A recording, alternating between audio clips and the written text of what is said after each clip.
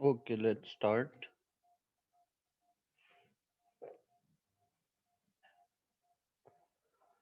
ठीक है, तो we were talking about surveys. और सर्वेज के लिए ये होता है that you get to know the opinion and preferences of people. ठीक है, ये क्वालिटेटिव और क्वांटिटेटिव दोनों में आ जाता है। अब जैसे आप अगर usually you start off with knowing the geographical statistics of the person. ठीक है, और उसके बाद ये होता है then you go on to the qualitative research. ठीक है, तो मार्केट रिसर्च के अंदर जो रिसर्चर्स थे उन्होंने सर्वे के लिए जो क्वेश्चंस बनाए, they made sure that there are four things that are very important while conducting a consumer survey। सबसे पहले तो आपको ये पता होना चाहिए कि आप किससे पूछ रहे हो। ठीक है, हु टू आस्क के अंदर ये चीज जरूरी है कि it the sample should represent your population. जो आपकी टारगेट ऑडियंस है, अगर वो फॉर एग्जांपल 2018 टू 25 वाले यूथ है, and you ask people outside this age, so your survey wouldn't be right। Second is what to ask. अब आपने कोशिश ये करनी है कि टू द पॉइंट क्वेश्चंस हो और अनबायस्ड क्वेश्चंस हो। मतलब बायस्ड और अनबायस्ड में ये होता है कि अगर आपने खुद ही ये दे दिया कि do you like a certain brand, इसका मतलब है कि वो ज्यादातर यस ही लिखेंगे। वो इसलिए क्योंकि अगर आप उस ब्रांड को रिप्रेजेंट कर रहे हो and they are filling the survey in front of you, so they will probably say yes. Instead you can ask them to rank the brands. ठीक है, फिर हाउ टू आस्क। अब ये होता है कि जो आपका क्वेश्चन किस तरीके से बना हुआ होता है, एक बात। और दूसरा ये कि सर्वे को आप लाइक रिटन फॉर्म में ले रहे हो या सर्वे को आप टेलीफोनिक सर्वे ले रहे हो, अब डिपेंड करता है, फेस टू फेस ले रहे हो। तो यू शुड बी केयरफुल, जिस तरीके का भी सर्वे हो उसके अंदर बायसनेस ना आए। और बायसनेस कैसे नहीं आएगी? अगर आप उनको अपॉर्चुनिटी दोगे कि वो खुद भरें। अगर आप उनके लिए भर रहे होगे या आप उनसे पूछ रहे होगे, so probably they will give in biased opinion favouring you. How accurate is how accurate it is. अब ये क्वेश्चन आ जाता है कि इसकी एक्यूरेसी और वैलिडिटी कितनी है। अब ये you are not really sure about this, क्योंकि कई दफा बाइस्ड आंसर मिलते हैं, कई दफा लोग जल्दी जल्दी में कहते हैं अच्छा हम बस भर के दे रहे हैं, तो वो कुछ भी दे देते हैं।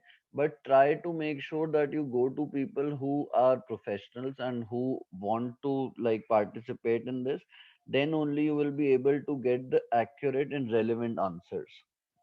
ठीक है, फिर आपको सैंपल साइज, ये बहुत बहुत इंपॉर्टेंट चीज है कि आप अपनी सैम्पलिंग किस तरह करते हो। सैम्पलिंग क्या होती है? सैम्पलिंग ये होता है कि you have to find choose people out of the total population. अब आपकी पोटेंशियल मार्केट में फॉर एग्जांपल 100,000 लोग हैं, तो you can not take a survey from those 100,000 people. You have to select probably 100 people, या बहुत कर लोगे तो 500 people. Now you have to make a very clear sample size, जो इस तरीके से हो जो मतलब पूरी पॉपुलेशन को रिप्रेजेंट करने। ठीक है, वो जरूरी है कि आपकी पूरी पॉपुलेशन को वो रिप्रेजेंट कर रहे हो। And then you try to ask them the question and see their reactions and see how do they respond. अगर वो आपको मतलब जिस तरीके से भी रिस्पोंड करते हैं, those results will be accurate if the survey is made carefully and if you've gone through unbiased questions as well।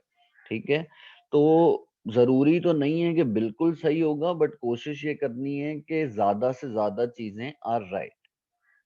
अब एक होता है सैम्पलिंग मेथड्स। ठीक है, ये स्टैटिस्टिक्स का पार्ट भी है, if you studied statistics before. तो सैम्पलिंग मेथड्स ये होता है कि अगर मुझे बंदे सेलेक्ट करने हैं, तो how do I select these people, on what basis do I select these people. तो the first one is simple random sampling, जिसके अंदर मैं किसी को भी सेलेक्ट कर लेता हूँ। मतलब I do not go to like मुझे इसको सेलेक्ट करना है या ये करना है। बस each member of the target population has an equal chance of being included in the sample. तो आप कहते हो कि आपके पास एक लिस्ट है टारगेट पॉपुलेशन की, आप किसी भी तरह रैंडम नंबर जनरेट कर लो, कंप्यूटर से रैंडम पिक कर लो, कुछ भी। तो you select all the people that you want randomly, nothing special, nothing like no system, nothing। एक होती है सिस्टमैटिक सैम्पलिंग। इसके अंदर ये होता है कि आप फिक्स कर लेते हो कि एवरी nth नंबर बंदा सेलेक्ट होगा। जैसे मैं कहता हूँ every fifth person will be selected. तो जो मैंने लिस्ट बनाई उसमें जो 5वां नाम है उसको सेलेक्ट कर लिया, जो 10वां नाम है उसको सेलेक्ट कर लिया, जो 15th है उसको कर लिया, जो 20th है उसको कर लिया। This is systematic sampling. तो इसके अंदर ये क्योंकि हम इसको कंप्यूटर पे ही डालते हैं सबके नाम, and it's easy to like find out the people and all, तो आप इसलिए सेलेक्ट कर लेते हो बड़े आराम से। Okay, the third one is stratified sampling. ये क्या करता है कि ये रिकग्नाइज कर लेता है टारगेट पॉपुलेशन को may be made up of different groups with many different opinions। क्या मतलब कि एक ही ग्रुप के अंदर आप कहते हो कि डिफरेंट तरीके के करेक्टरिस्टिक्स वाले बंदे होंगे, ठीक है, तो उसको आप डिवाइड कर देते हो मजीद ग्रुप्स में। These groups are called strata और layers of the population, and for the sample to be accurate it should contain all the members of this strata. ठीक है, तो अगर आपको बोला जाता है कि 100 फेलो स्टूडेंट्स अपने स्कूल में सेलेक्ट करने हैं जो जिनकी प्रेफरेंस सॉफ्ट ड्रिंक हो from the school shop, so it would be more accurate if instead of asking 100 friends you split the school up into certain strata। कैसे आपने डिवाइड कर दिया, क्लास में कर दिया या एज से कर दिया या जेंडर से कर दिया। तो अगर स्कूल में 1000 बच्चे हैं तो आपने बोला कि हम अपने 100 में से 50 बच्चे वो लेंगे जो गर्ल्स हैं और 50 बच्चे वो लेंगे जो बॉयज हैं।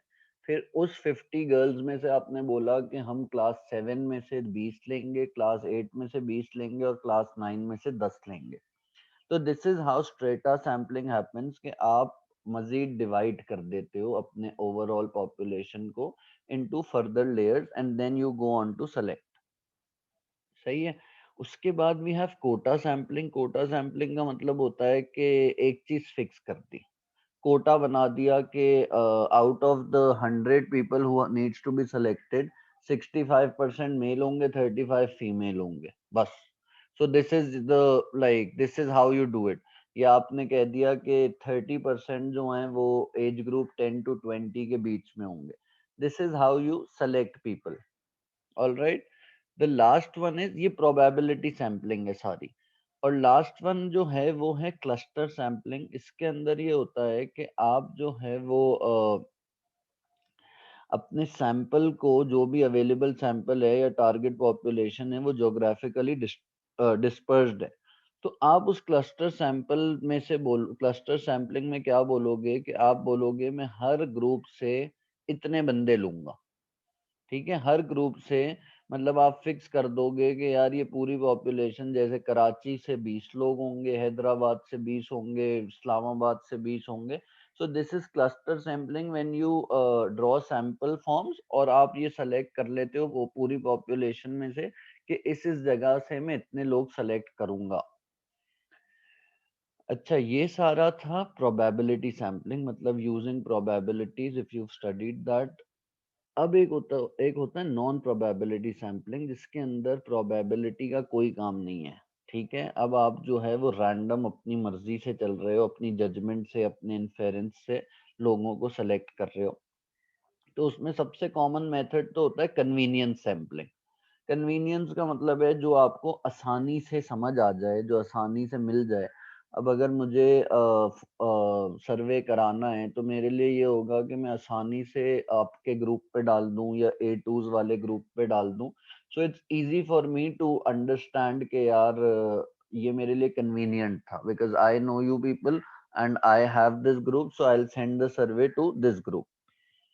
स्नोबॉल सैम्पलिंग एक होती है, वो ये होती है कि जो पहला रिस्पोंडेंट सेलेक्ट करते हैं ना वो अपना एक दोस्त बता दे और then we continue the process.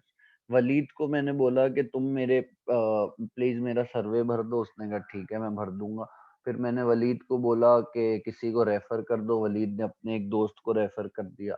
उसने जब मेरे साथ सैम्पलिंग का ये किया प्रोसेस तो फिर उसने अपने दोस्त को रेफर कर दिया, and this continued till I had 100 samples जो मुझे लेने थे।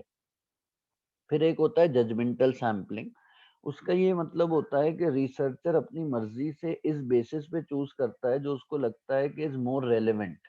ठीक है। अगर मुझे लगता है कि अगर मुझे अपने कोर्स का पूछना है कि हाउ वाज द कोर्स या what could I do better या जो भी एक्स वाई जी चीजें पूछनी है, so I would probably ask someone who is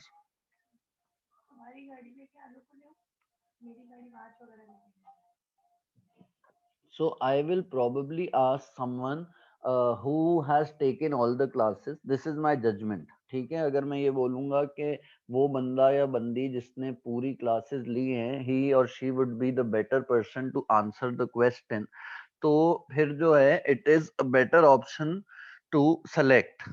ठीक है। वो जजमेंट करना कि मैं किसको लूं is better। The last one is ad hoc quota. Ad hoc ये होता है कि आपने फिर वही एक तरीके का कोटा सिस्टम बना दिया और यू से कि भाई मैं 55% वेमेन और 45% मेन सेलेक्ट करूंगा, लेकिन प्री सेट कोटा के साथ साथ आपके पास रिसर्चर जो है वो थोड़ा सा अपनी जजमेंट भी कर लेता है कि अगर मैंने 55 विमेन रखी हैं वो इसलिए रखी हैं क्योंकि I feel that there are more women present over here as compared to man. आप दोनों को ये बातें समझ आई हैं या नहीं? जी सर। पक्का ना? Yes sir. Okay good.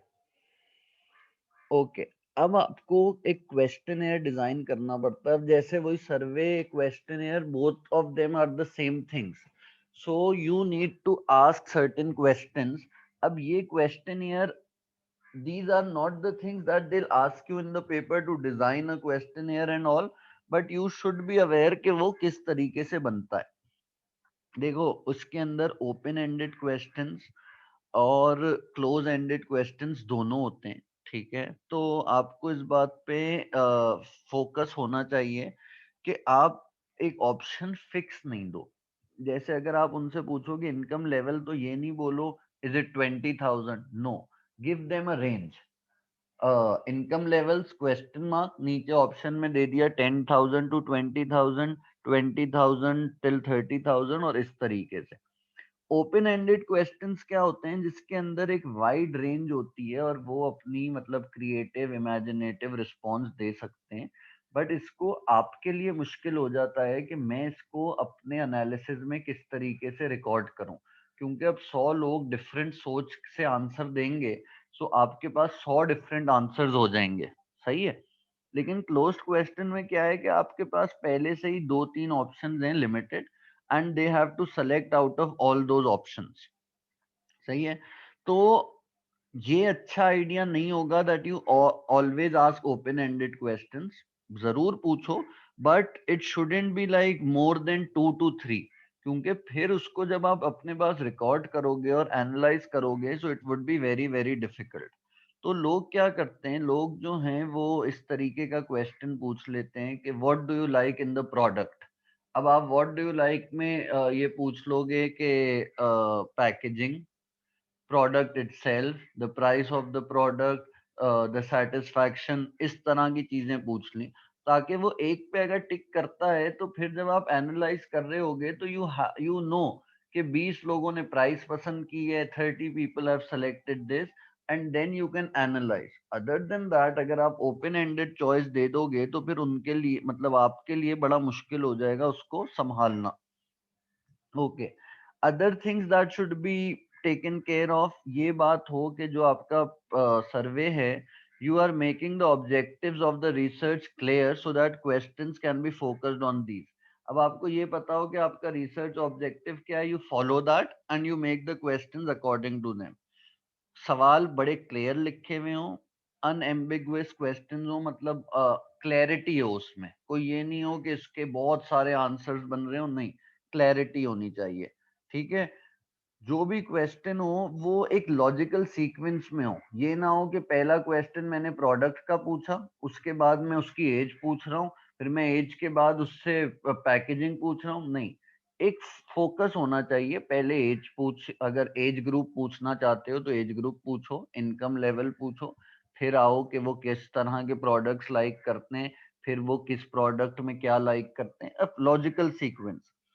ठीक है। उसके बाद ये कि ऐसे क्वेश्चंस ना हो जिसका एक ही आंसर आ रहा हो। मतलब ये ना हो कि you are only asking one type of a question जिसमें उनको पता हो कि हमने यही आंसर देना है। ठीक है, लैंग्वेज क्लियर होनी चाहिए, पता नहीं किस किस के पास जाता है, तो ये नहीं कि बहुत डिफिकल्ट इंग्लिश यूज कर ली या बहुत अजीब सी इंग्लिश यूज कर ली जो लोगों को समझ ही नहीं आ रही है। और ट्राई टू आस्क क्वेश्चंस जिसके अंदर भाई आपको रिजल्ट्स में जेंडर का पता चल जाए। मतलब वो शुरू में ही पूछ लेते हो आप कौन सा जेंडर है, एरिया पूछ लो, ऑक्यूपेशन पूछ लो, ताकि आपको आइडिया हो कि ये part of your target group है भी या नहीं। सही है। ये क्लियर हो गया हमें। अब जो है वो क्वेश्चन एयर के अलावा we have direct interviews. Direct interviews क्या होते हैं, जो आप सर्वे या क्वेश्चनर, तो ये होता है कि you give them a paper and they answer it on that. Direct interviews होते हैं जिसके अंदर यू आस्क देम क्वेश्चंस। तो बेसिकली इसके लिए this chapter is more about going through the reading process. तो आपको जितना आप रीड करोगे यू विल अंडरस्टैंड कि इट्स नथिंग। डायरेक्ट इंटरव्यू और क्वेश्चन एयर के अंदर there is only one difference. Direct interviews जो है वो आप डायरेक्टली बंदे को बिठाते हो और डिटेल में उससे क्वेश्चंस पूछ सकते हो। उसमें yes there can be a lot of open ended questions. Why? Because you are there to understand the body language of the person and understand कि वो क्या बताना चाह रहा था। ठीक है। अच्छा, प्राइमरी रिसर्च में लोग कहते हैं कि there can be problems. The first problem is sampling bias. बहुत चांस है कि आपने सैंपल ही गलत चूज किया हो। ठीक है, जैसे मैंने बताया, अब आपने इतनी स्ट्रैटिफाइड सैम्पलिंग, रैंडम सैम्पलिंग, तो क्या एग्जैक्टली वही लोग आए जो आप चाहते थे? हो सकता है कुछ गलत लोग दे दें, एक बात। दूसरा, लोग do not answer it properly. ठीक है, क्वेश्चन एयर बायस ये होता है कि कई दफा रिस्पोंडेंट्स को एक ही तरफ जा रहा होता है। अगर उसको पता है कि मैं जो है वो सर्फ एक्सेल की तरफ से आया हूँ and I ask them which is their favourite brand, so they will tick Surf Excel to make sure कि भाई आई एम हैप्पी। ठीक है, इसलिए जो है वो आपका रिजल्ट एक अच्छा एक्यूरेसी पे नहीं होता। और this can be like disturbing for the researchers. Last is कुछ अदर फॉर्म्स ऑफ बायस हो जाती हैं। वो ये होता है that people do not answer truthfully. ठीक है, और वो अपनी कभी कभी जो है वो इनकम लेवल ज्यादा बता देंगे ये शो करने के लिए, या कम बता देंगे कि भाई इनको पता ना चल जाए हमारी इनकम कितनी है। So these things are a difficult thing in primary research. ठीक है, अब ये क्वेश्चनर देख लो, इसके अंदर इन्होंने नेम पूछ लिया। अब address usually you don't ask, you just ask the name, you ask the gender, you ask the income level, and then you can ask कि भाई आप कौन सी गाड़ी यूज करते हैं, आप पेट्रोल कितना खरीदते हैं। अब they have asked questions, usually you give them options as well. Do you buy petrol often में आप पूछ सकते हो, how often do you buy petrol, और नीचे ऑप्शन दे दी, once in a week, twice in a week, thrice in a week, या four times in a week. ठीक है, इस तरह से आपने ऑप्शन दे दिया। So this is how you respond to the questions. अच्छा, आजकल के लिए इट्स वेरी इंपॉर्टेंट जो मार्केट रिसर्च डेवलपमेंट्स हुई हैं कि हमने अपनी जो डेटा है वो इलेक्ट्रॉनिकली गैदर करना शुरू कर दी है। सर्वेज भी जो हैं वो किस चीज़ पे आ गए? सर्वे भी जो हैं वो गूगल फॉर्म्स बन गए। ठीक है, और वो इंटरनेट के थ्रू जाते हैं और आपको इलेक्ट्रॉनिकली आंसर मिल जाता है और वही बता देता है कि इतने लोगों ने रिस्पॉन्ड कर दिया है। Then you can use, there are different software. हम लोगों ने SPSS के नाम से एक सॉफ्टवेयर था which could be used SPSS to analyze the data। ठीक है, तो ये जो तरीका होता है ये अब आजकल electronic ways of solving these things आ चुका है। ठीक है। अच्छा, cost effectiveness of market research क्या है? अब क्योंकि आपके पास मोबाइल फोन्स आ गए हैं और ऑनलाइन मार्केटिंग आ गई है, इस वजह से आपके काफी रिसर्च प्रोजेक्ट सस्ते हो गए। तो पहले जो चीज बहुत महंगी थी और पहले बहुत डिफिकल्ट थी, now it's not that difficult to use these types of products. ठीक है, तो जब आपके पास ये आ जाता है, रिजल्ट आ जाता है, तो बहुत बड़ी डेटा आती है जिसको आप रॉ डेटा को प्रोसेस करते हो और इस तरीके से ले आते हो कि लोग समझ सकें, और समझ के वो क्या करते हैं, आप उसकी इंटरप्रिटेशन बनाते हो। These can be in the form of tables, ठीक है, आपने कोई टेबल्स जैसे फ्रीक्वेंसी टेबल्स बना दिए या पाई चार्ट बना दिया। पाई चार्ट जो है वो सर्कल वाला होता है जिसके अंदर you show, for example if I wanted to show कि लोग सबसे ज्यादा किस ब्रांड पे खर्च करते हैं, तो अगर सर्फ एक्सेल पे करते हैं सर्फ में, तो I show it in my pie chart कि 35% वैल्यू जो है वो एक्स उसको जा रही है सर्फ एक्सेल को। फिर लाइन ग्राफ है, लाइन ग्राफ जो है वो ये दिखा देगा कि सेल्स का ट्रेंड कितना चला ओवरऑल 2019 में, फॉर 2020 में जैसे कोविड था तो नीचे जाएगा, 21 में वापस ऊपर हो गया। Bar chart, histograms, these are all forms of graphs. What do? They try to show the data that you've processed in a very nice manner, जिसको इंटरप्रेट करना जो है वो आसान हो जाता है, और उसको देखने के बाद लोग ये समझ सकते हैं कि क्या है, ठीक है। तो once you are aware of this, they would not ask you to make it or something, but they can ask you to interpret. तो इंटरप्रेट में सीधा सीधा ये है कि जिस चीज की भी वैल्यू ज्यादा है, इट्स वेरी लाइक इजी, तो आप बता दोगे कि ये क्या शो कर रहा है डिपेंडिंग अपॉन द क्वेश्चन, ठीक है। Statistical analysis of results, I told you there are different online software like SPSS, जो आपको की ट्रेंड और की फीचर्स बता देते हैं आपके सर्वे के, ठीक है। तो वंस यू डू दैट, तो यू कैन इजिली अंडरस्टैंड कि ये क्या है, मतलब ये क्या बताना चाह रहे हैं, और इस स्टैटिस्टिकल अंडरस्टैंडिंग क्या है इसकी। तो स्टैटिस्टिकल अंडरस्टैंडिंग इज लाइक ये सारे जो डायग्राम्स है ना, ये आपको क्लियरली बता देते हैं कि ये सर्वे क्या बताता है। So it's very very simple, you just have to go through this. अब जैसे स्टैटिस्टिकल सर्वे में आपको एवरेज बता देंगे, मीन निकाल लिया, मोड निकाल लिया, मीडियन निकाल लिया। आप लोगों ने स्टैट्स पढ़ा है पहले? Yes, sir. वलीद आपने? तो Yes, sir. तो फिर it's like easy for you to understand ना कि ये स्टैट्स की जो बात कर रहे हैं, ये बता रहे हैं कि ओवरऑल इसमें मतलब आपको मीन पता चल जाता है, मोड पता चल जाता है, मीडियन, मीन क्या है, एवरेज, ठीक है। तो एवरेजली सबने क्या पसंद किया ये बोल दिया। मोड, सबसे फ्रीक्वेंट क्या चीज आ रही थी वो बता दिया। मीडियन, सेंटर, वैल्यू बता दी। So these are the terms that basically come into research. And why do they come into research? They come into research to tell you कि अगर आपने कोई सर्वे बनाया है तो you know these figures, and once you get to know these figures तो आप बता सकते हो कि अच्छा लास्ट ईयर एवरेज 8 थी, इस साल जो है वो 9 हो गई, so there is an increase.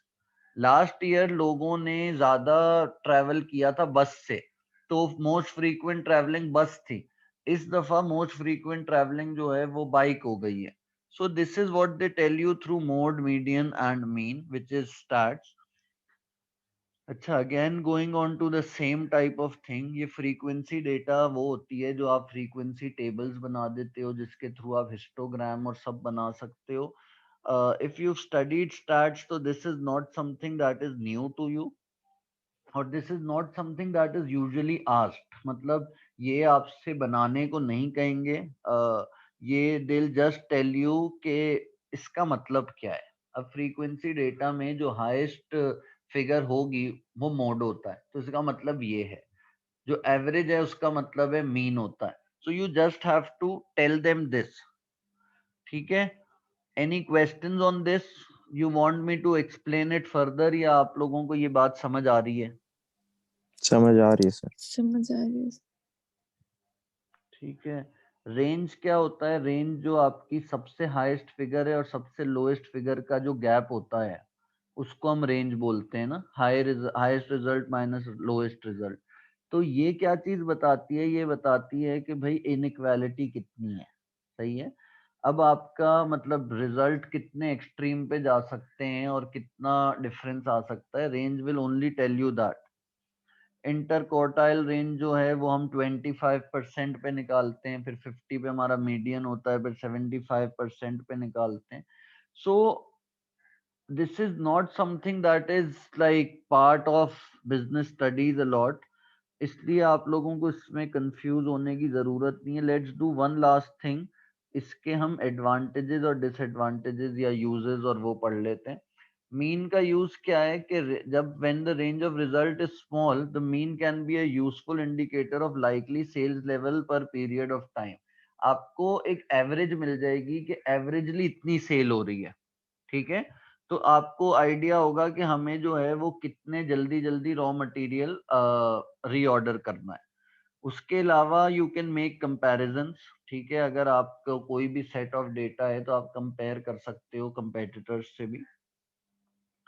Mode का क्या है, मोड जो है वो फ्रीक्वेंटली अकरिंग डेटा है, तो ये आप अगेन स्टॉक ऑर्डरिंग पर्पस के लिए कर सकते हो कि भाई एक जो चीज सबसे ज्यादा डिमांड में है तो उसको दोबारा जल्दी से ऑर्डर करना है, ठीक है. आसानी क्या है कि इट इज इजीली ऑब्जर्व्ड, इसके लिए कोई कैलकुलेशन की जरूरत नहीं है, आपको सामने नजर आ जाता है सबसे फ्रीक्वेंट क्या है. मीडियन क्या है, ये एक निगोशिएशन जैसे वेज निगोशिएशन कर सकते हो कि आप बोल दोगे कि आपका यूनियन मेंबर जो है, आधा union member is earning more than this amount और आधा is earning less than this amount, तो हम इससे ज्यादा नहीं बढ़ाएंगे.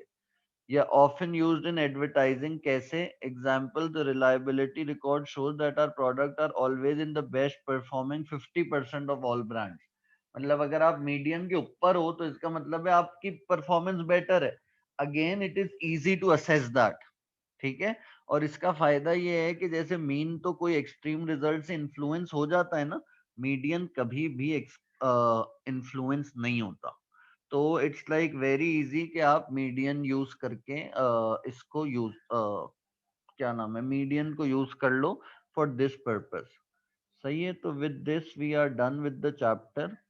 नेक्स्ट क्लास में हम इंशाल्लाह will be starting with marketing का 2 चैप्टर्स रह गए, तो we'll try to cover one of them और फिर नेक्स्ट वाला. All right. आज ट्यूसडे है, सो ये वाले क्वेश्चंस अगर आप लोग ले लो, कुछ कर लो तो इट वुड बी बेटर. देखो ये छोटे से शॉर्ट आंसर क्वेश्चंस है ना, इसके ऑल्टरनेटिव क्वेश्चंस कर लो. 1 3 5 7 9 11 13 एंड 15, ठीक है. 17 एंड 19. सुन रहे हो या नहीं, not interested? Yes, sir. Yes, sir. Yes, sir. हाँ. तो अगर ये क्वेश्चंस करोगे तो थोड़ा सा आइडिया हो जाएगा कि किस तरीके से पास्ट पेपर क्वेश्चंस आते हैं, because these are past paper questions. जो इन्होंने मार्क्स लिखे हुए हैं इसका मतलब ये है कि ये क्वेश्चंस आ चुके हैं. So it would be better if you try these questions, और 4-5 दिन में ये छोटे छोटे क्वेश्चंस हैं. Distinguish between primary and secondary market research data. तो I would suggest that go through the chapter, ताकि कोई भी प्रॉब्लम हो, क्योंकि इस चैप्टर में there is a lot of theory, Yes, ठीक sir. है. मैं ये कह रही थी कि I will go through the chapters में काफी ज्यादा कुछ आता है, क्योंकि क्लास में जाए तो फिर आपसे पूछेंगे. हाँ हाँ बिल्कुल. तो अगर कोई भी ऐसी चीज हो that you do not understand, so you can ask me that, because this is basic stats, तो फिर इसलिए मसला होता है. सही है. तो अगर कुछ भी चीज हो आप पूछ लो, and try to attempt this question, so that if something is unclear you can ask me next class में. संडे की क्लास तक सबमिट करना है. अनुषे मुझे आपकी आवाज नहीं आ रही बिल्कुल. सर संडे की क्लास तक सबमिट करना है क्वेश्चन.